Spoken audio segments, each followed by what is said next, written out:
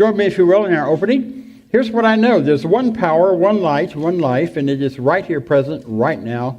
It is present as each of us, in each of us, through each of us. It is life itself, moving with joy and freedom and power and goodness.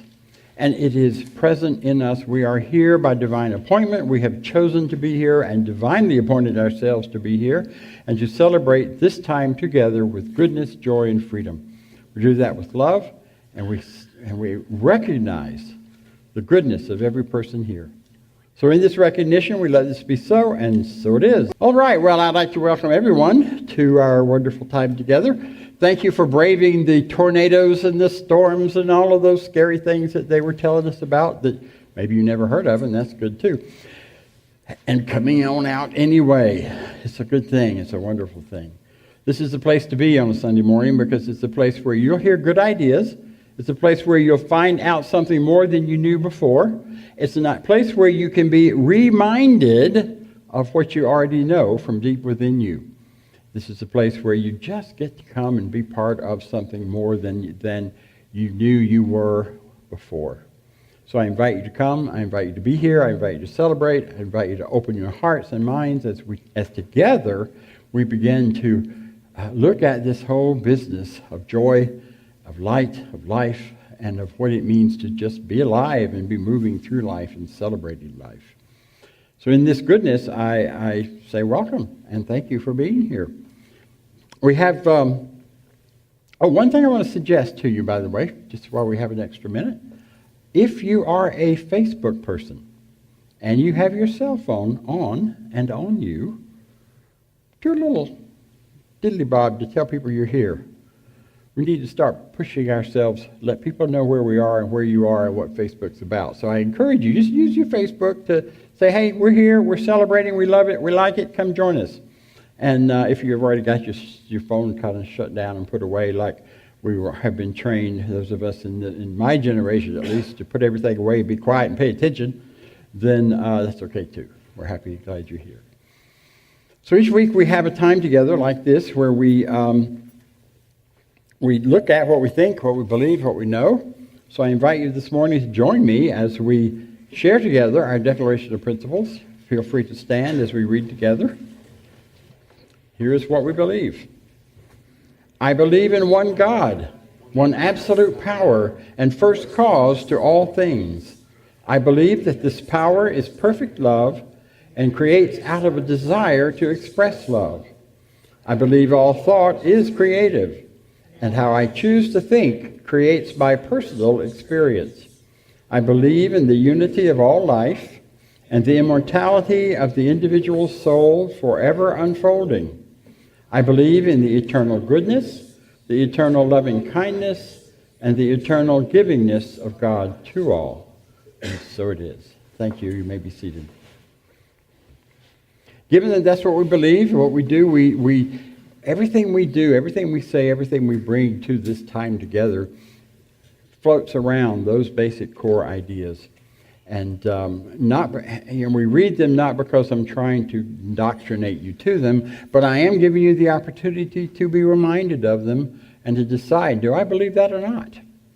Because my belief is, if you do, and if you live by those, you will find your life to be much freer, richer, and more full of what you want and less of what other people want. So I encourage you to continue to think about those and put them to work. We go now to a time where we share a reading and we do what we call spiritual mind treatment, which is a very focused kind of prayer. And we are led today by one of our practitioners. Practitioners are those who are especially trained to do this work and to do this work for other people as well as themselves. And they've been through years of training. They go through a whole licensing process and are relicensed every few years. Our leader today in this area is Doug Moody, who I am thrilled to introduce to come and share with us. Good morning.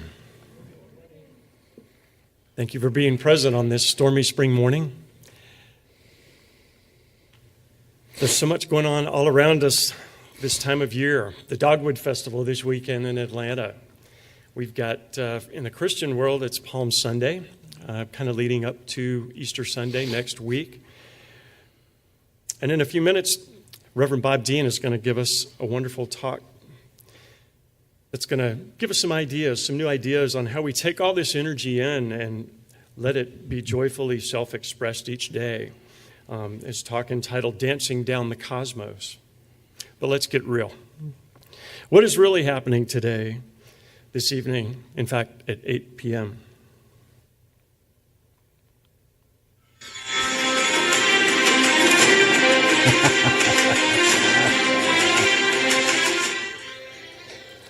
The first episode in the 8th and final season of Game of Thrones. And I'm not talking about the throne in your bathroom at home. Let's see, a simple show of hands. I saw some people in the back row. How many people are Game of Thrones fans here? Woo-hoo. All right. So, now, I know you guys have waited almost 2 years for this episode and this start of the series, too. And it kind of makes the Harry Potter series and waiting back then look like a chicken dance, doesn't it? For non-Game of Thrones fans, you're probably sick of all the publicity that you've seen in the media this week. It seems like every single talk show has had on, one of the Game of Thrones stars talking about, various aspects of the show. And each and every one of them trying to squeeze out, how is all of this going to end? Like we're all dying to know, right? For those non-Game of Thrones fans present, I hear you. I was there. Never watched it until well into the 5th season when our neighbors across the street encouraged us to, watch it. Greg, my partner, and I, we don't really get into the medieval, fantasy kind of stories and stuff, but we gave it a shot. We downloaded the first season. We watched the first 4 episodes, and we were hooked. The first couple were really tough. It's not, some of it's not pretty. It's a little gory, but you kind of get through it. But the story is so compelling, and the characters are so well developed. Now, as a metaphysician in our Science of Mind teaching, and from what we teach at this center here, I think Game of Thrones has a beautiful message throughout all the drama and everything going on therein. On a metaphysical level, Game of Thrones is a fictional story about life and the challenges we all face in our different and varying personal experiences. There's several fictional kingdoms with rulers. Some of them in the show are good, some of them are not so. They're all vying for power in this medieval setting where the story is pictured. The series presents challenges, and each of the characters in their own way kind of go on these journeys, and it's kind of been going on now for like 9 years, and this being its 8th and final season. But there's a lot of parallels in there. There's dragons to slay, like the boss you have to joust with every week at work, or, the person that cuts you off on the interstate each day while you're driving to work or to the hospital or to visit your friends. A lot of the common struggles and things that come up in our lives, I think, are mirrored in this show and how we deal with them. To me, the ultimate message of Game of Thrones is not that different from what we always teach here at this center, and that's about empowerment. This center, Reverend Deen, our whole team of practitioners, everyone here, even our volunteer staff, we're all here to remind you every Sunday that you are empowered, that you already have that power within, and that it's up to you to recognize and claim that true power. I think Ernest Holmes said it quite beautifully, and one of my favorite quotes of his, where he says from his book, This Thing Called You, to realize that God is present, ever available, is to know that all the wisdom, the intelligence, the power of the universe is right where you are. That's right now. That's not somewhere out in the future. That's right now, right where you are. And that's what we're here to remind you about. And it's wonderful. And so are you. And so we're going to get on with a little spiritual mind treatment now. So I'm going to ask you to sit back in your chairs and relax, get comfortable. Uncross your legs and arms and limbs and be open and receptive. Just kind of clear your mind. Leave everything that you came in here with behind just for a second and be present in the now. And know this with me. There's one infinite power, one divine intelligence operating throughout the universe and operating through me and each person present right now and always. I am always one with this infinite wisdom, this infinite power that is God, as is every beautiful person present. I and each can never be separate from this divine power because it is always within, always shining forth. That still voice of unlimited possibility, of infinite joy and love, expressing uniquely as me and every person present. All are one in spirit. And today and every day forward, I recognize and reclaim my power that is always within, simply awaiting my recognition of it. And I call this spirit forth in every action, in every word, in every breath of every day. I am blessed with the infinite and omniscient creative power and intelligence that is God, operating perfectly and uniquely through and as me in the world. I claim divine wisdom, divine courage, divine love, and right action to live up to this divine voice that speaks from within me, to be that person that I am called forth to be. I know that no matter what challenges or situations or perceived obstacles might be before me, solution already exists. And with God, I easily transcend all challenges with grace, with love, and with peace. My mind and my heart are open and receptive to today's message, knowing that there's something right here and right now that I need to hear, moving me and every person forward in this lovely dance of life and creation. I claim this with divine wisdom and love for myself and all present. I am overflowing with infinite gratitude, joy, great expectation, and knowing that I am perfectly expressed by this voice from within. I am grateful for reclaiming my power, and I use my power lovingly, efficiently, and wisely to make the world a better place. And I am grateful for this teaching, the center, and the mindful consciousness within me and all present. I joyfully release my word into the universal law, knowing it is done. I am whole and complete, and it is wonderful. And together we say, and so it is. Game of Thrones, yes. I wondered how you were going to pull that off. You did that really well. Thank you. So, here we are, another week. You know, our teaching, New Thought, Science of Mind, did not just suddenly spring into form and shape, whole and complete and fully developed and fleshed out in a sudden form, in a sudden shape. You know the Old Testament story about the Ten Commandments, just appearing on the tablets and coming out of the sky, and there they were, and boom, everything was done all in one piece. And the implication from that is that that's how truth comes. It comes in one great big chunk, and once it's there, and it's finished. Yeah. Okay. So what is true though is that truth comes in many shapes and forms, and it evolves and develops in parts and pieces over time in revelation of greater and greater ideas.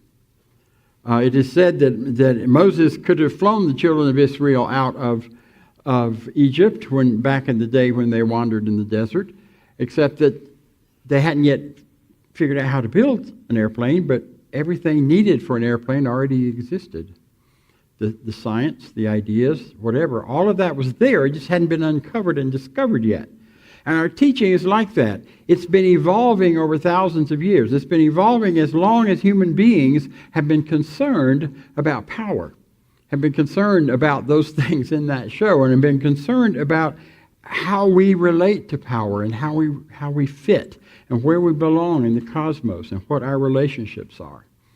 And as we have evolved and moved toward what is our current understanding, and in my opinion, the best we have yet, but not the final one by any means, but as we've evolved to here, there have been many steps and stages along the way, and many beautiful stories and many beautiful developments.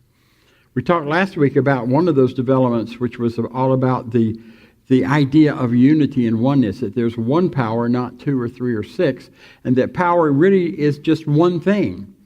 And it is both infinite and finite, and it's all one, and it's all the same, and there's only one of them, not two. We don't live in a universe or a cosmos where there are opposing powers fighting each other out, and we're caught in the middle. We have to be sure we align to the right one, or say the right words, or do the right things in order to be able to participate in that power.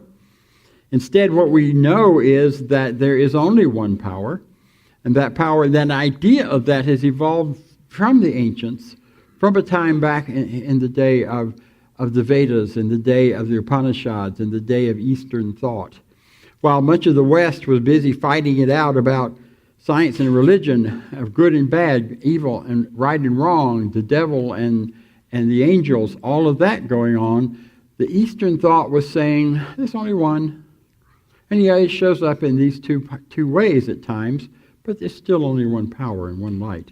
And so we looked at that last week, and we looked at the idea that from that we get this strong current feeling and idea of one power, and only one power, not two or three. So I don't need to worry about the evil behind the door that might get me, or the mistake I might make that will destroy me because there's some power just waiting for me to make that mistake. And I don't have to watch for that bad thing that's going to happen. And this week we're going to look at another idea in our teaching, in our work, that's in that second line in your Declaration of Principle. I believe that this power is perfect love, and it creates out of a desire to express love. This power is perfect love, not that it's pointed to perfect love or that it's trying to somehow approximate love, but that this power we're talking about, this one power of all light in life, is love itself. And it is that perfect love, and it is that love that is unshadowed and uncovered and unhindered and shows through in its beauty and its power and its purity. And no one exceeds the love poetry and the love thoughts and the love ideas of the Sufis of the 12th and 13th centuries. The days when pages and pages were written, and Sufism was one of the predominant aspects of religion in the Eastern and moving into the quasi, into part of the Western world. Sufism is a teaching, is the devotional aspect of Islam. It's not a sect within Islam. It is the devotional aspect of Islam that permeates all of Islam and goes throughout all of Islam. There are many today who feel like one of the great hopes of the world is that Sufism is a growing sect in Islam, and is not sect, but is a growing movement in Islam, and that the return to the work of Rumi and others is awakening that devotional aspect of life to the Islamic world. and continuing it. It's not like it went to sleep. It's just growing and getting bigger. Recently, there was a conference in India where the prime minister there has declared that India will be the new world headquarters for Sufism, with the goal of then bringing Sufism and its intention to the rest of the world. And they've been gathering groups there and doing all kinds of exciting things there as a result. There are many things that Sufism teaches, but probably the most well-known and the most core and central ideas that we are aware of is that God itself, the Spirit itself, this one power we're talking about, is best known as the Beloved. And Sufi's poetry, just throughout his poetry, he talks about the Beloved. He defines the Beloved. He addresses the Beloved. And in Sufism, the Beloved is that name for God that you can personalize, that you can have a feeling about. I mean, think about it. If you say, the thing itself, which is one of our words for God, which is good and right and clear and philosophical, that gives you one feeling. But think about saying, the Beloved. I feel differently when I say it. Of course, I'm a little dramatic, so it's okay. But you get what I'm saying? The idea that from the Sufis is that the Beloved, this thing is called this power, can be very personal and can be experienced very personally and can be felt very personally and can be known as love and known as its expression of love. The scientists say that there's an energy that holds everything together, and we look at the law of attraction, and we look at the way gravity works, and we look at all of these amazing things that we're finding in physics. There is glue that's holding everything together, and I would say, and the philosophers would say, that glue is love. That glue is the Beloved itself, working within us, holding everything in place in its way, and relating, and in its giving, and in its goodness. Hear what the Sufis say about that. See, one of the core ideas here is that one Beloved is not only the thing, God, the Spirit itself, but you're it. There's no separation. One of the core ideas of Sufism, there's no separation between humanity and God itself, Spirit itself. There's only one. Rumi says, what? Are you still pretending that you're separate from the Beloved?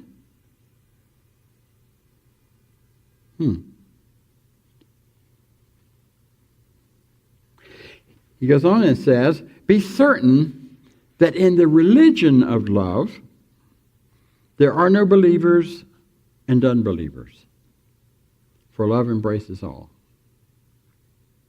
Doesn't matter whether you believe in love or not. You got people that love you. I know at least one religious science minister who just really struggles with trying to talk about love because she can't define it. She keeps going through this whole thing back and forth, and she's spent years and years working on it, and she'll probably end up with 10 books on it and make lots of money. But she's really working with the idea of love. She can't define it, and yet she's beloved. She's in that world of love. She's not separate from the religion of love because she can't come up with a name and a word that fits.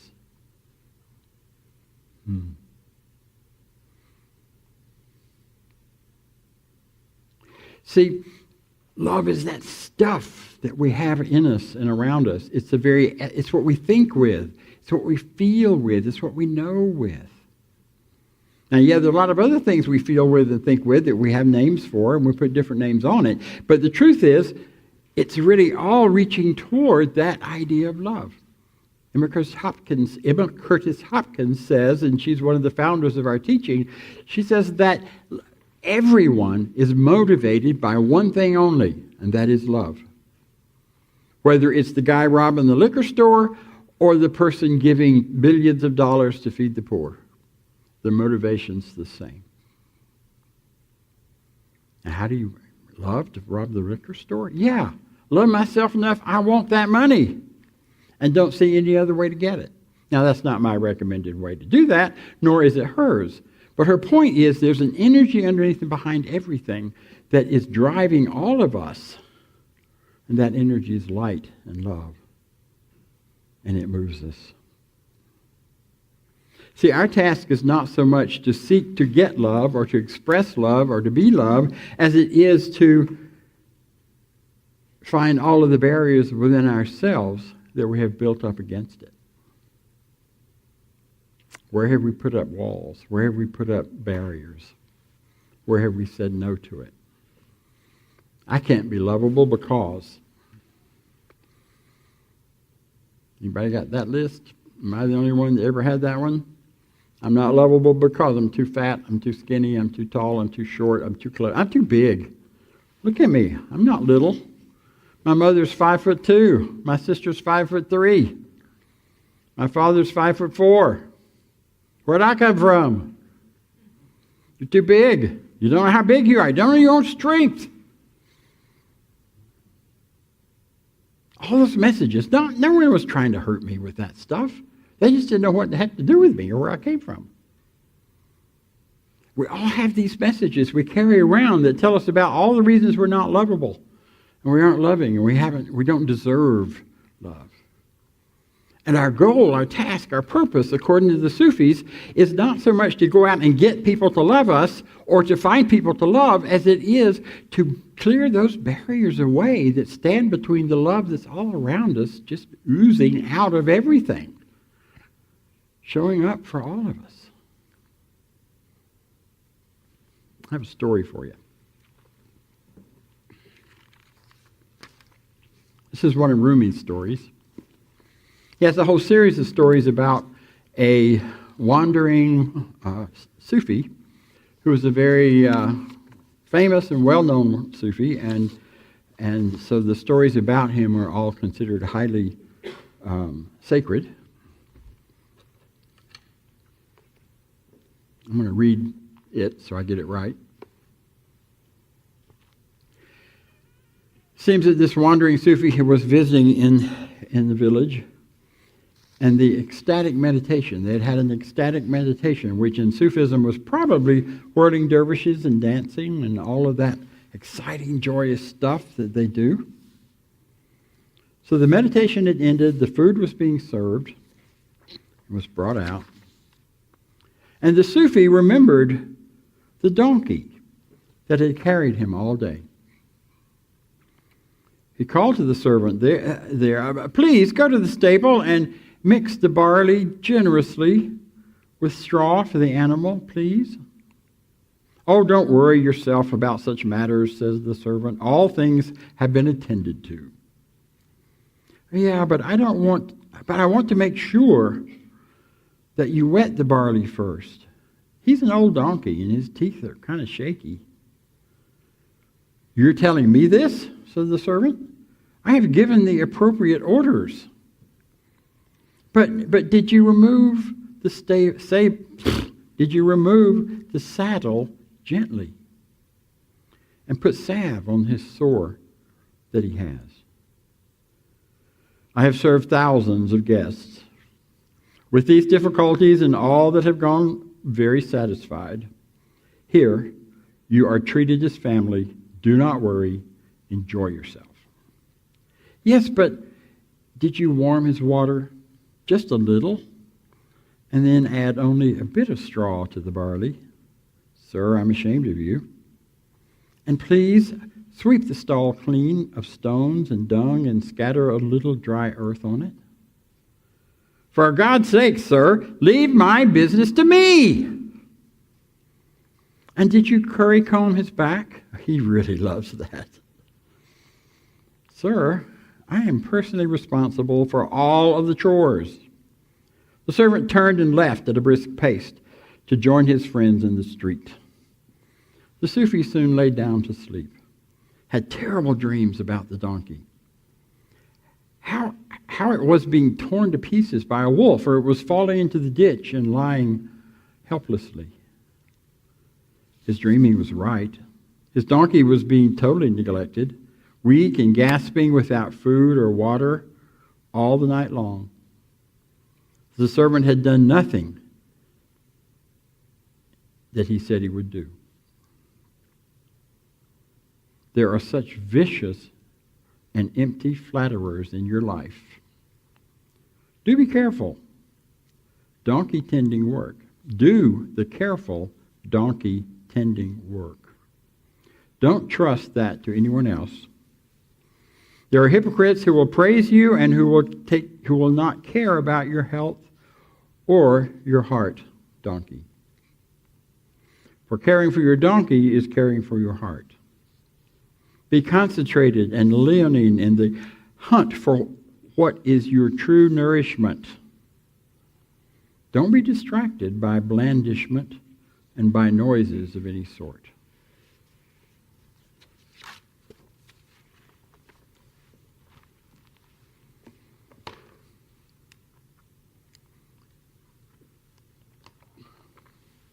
When I first read that, I found myself tearful in thinking and listening to those words of care that this Sufi had for his donkey.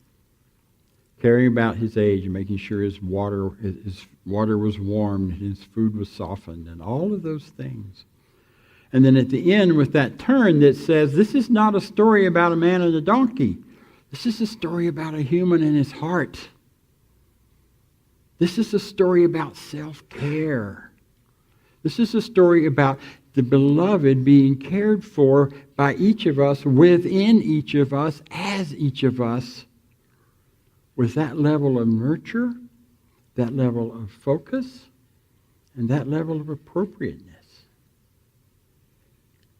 How often do we give ourselves over to other things and other people to take care of? Often in relationships, our first thing to do is say, I'm here, here's my heart, take care of it. And then we get disappointed and angry when the person doesn't do it right. Or we have a whole set of ideas in our heads about how the relationships are supposed to be and how love is supposed to be expressed. But instead of it being expressed the way we thought, it doesn't happen because we never told anybody. And the point of Sufism, the point of this particular version, this particular story is that the beloved is within us, and our lifelong journey is the care and worship and focus and expression and experience of living in that oneness with the beloved, of caring for our heart, of deciding and knowing what is it you really need. Do you need softer food? Do you need a gentler version? Do you need a break from the chaos and the noise of the world we live in now? What do you need? What are you looking for? How would it serve you to live and to be in that space or this space at any time, and particularly at this time? Rumi also says that yesterday I was clever, so I wanted to change the world and get it to suit me and fit my needs. Today I am wise, and I only want to change myself. The place of shift, the place of power, the place where the beloved has its home and brings forth its goodness and its expression is in each of us. And it's not some magical thing that's separate from us. It's our real ideas and thoughts and feelings of what we want and what we believe in and what is ours to do and to be.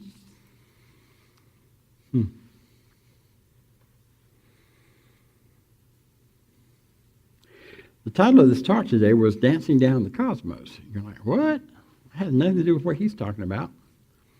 In some ways it does, and in some ways it doesn't.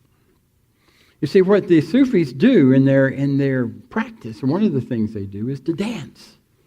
They dance. Dancing is a core part of their spiritual practice, of their worship. You've seen the whirling dervishes. If you hadn't, go see them. They come through or when they come to town, or watch them on YouTube or find some place to see what they do. It's an amazing thing where they just spin and spin and spin and spin and spin and spin and spin. And it's like, how do they do that? How do they keep going? What are they doing? And it looks as if they are just moving into raising this, or bringing this ecstatic reality and energy into the room when they do it. If you've ever been in the room with them, you know there's something happens in that room when they're dancing like that. But here's the key of what happens in the room. What happens is when they are, in order to do that spin and keep it going, they have to eliminate everything from their awareness except the connection vertically with themselves and their idea of spirit and light and life, their idea of the beloved. They're not dancing down the cosmos, they're dancing themselves up into the cosmos.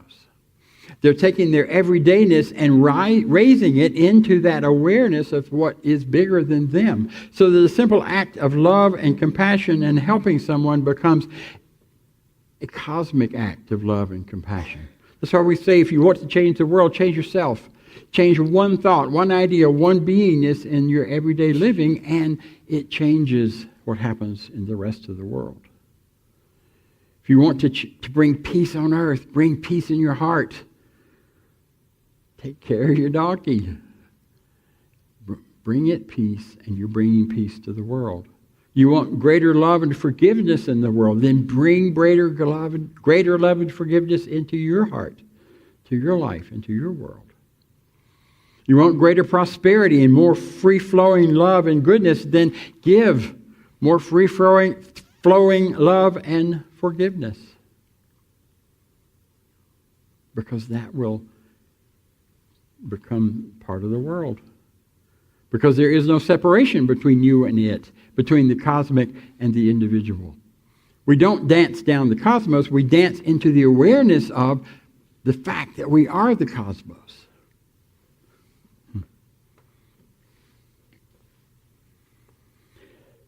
Rumi says this: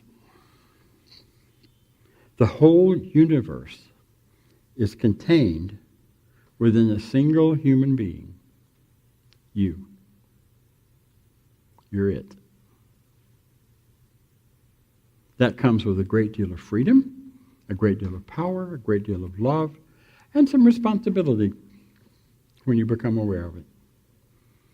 Some responsibility to be the very best person you can be, to be the most loving that you know how to be, that fits who you are and what you're about. To find that's something that you know that you need to do and want to do to be happy in the world, and do it, regardless of what anybody else says.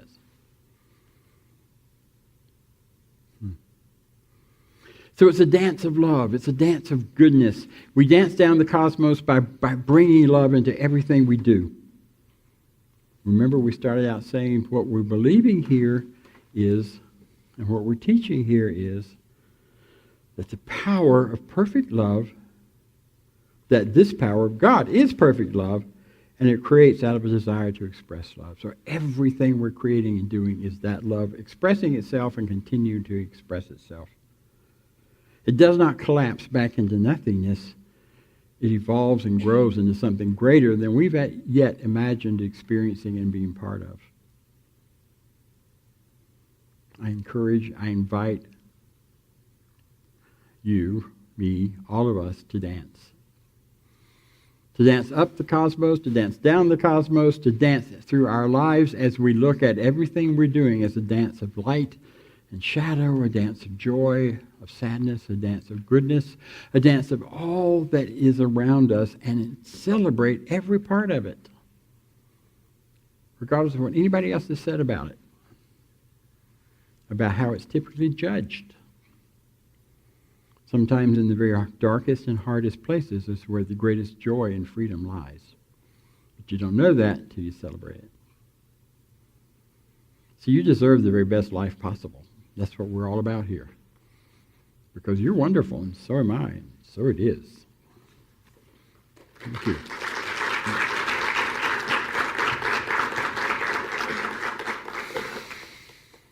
Big breath. We're going to take a few moments now and spend a little time with the beloved. You already have. You looked at him in the mirror this morning when you were getting ready. You spent all of your day with him. Rumi says there's a field, a place that's beyond right and wrong, good and bad. I will meet you there. And so we meet there in the moment of meditation. We meet there in this moment of truth. We meet there as we open to be aware that we are each within us.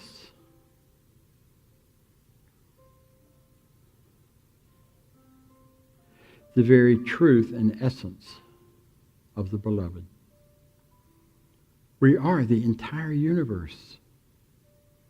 It is available to us in potential, in truth, in power, in presence.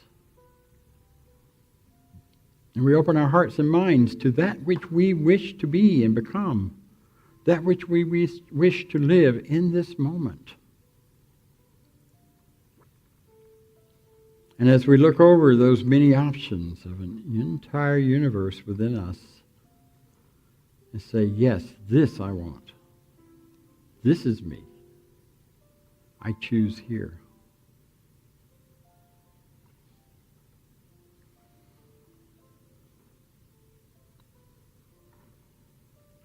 And right now today, choose one thing, if you dare.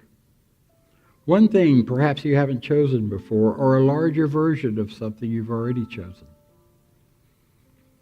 And say, yes, that's for me. As the beloved speaking in the beloved, for the beloved, I claim this for myself. And in claiming it for myself, I claim it for the world. A new idea, a greater love, a project, a dream, an adventure, a moment of peace. I choose. And as I choose, the entire universe conspires on my behalf and says yes. The beloved itself says yes.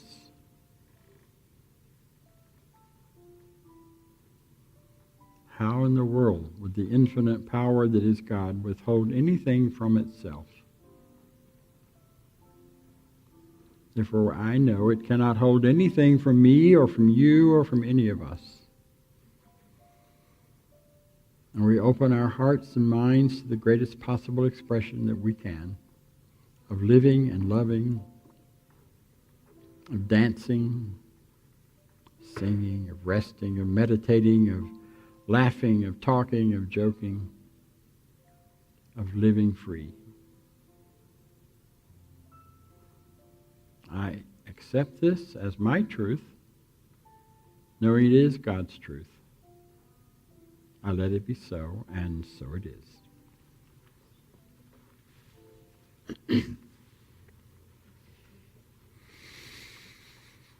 Nice breath. Cool. You guys look really different when I think of you all as the beloved. It's pretty cool. All of the differences go away, and we just see this wonderful celebration of life and light and goodness and love out here in front.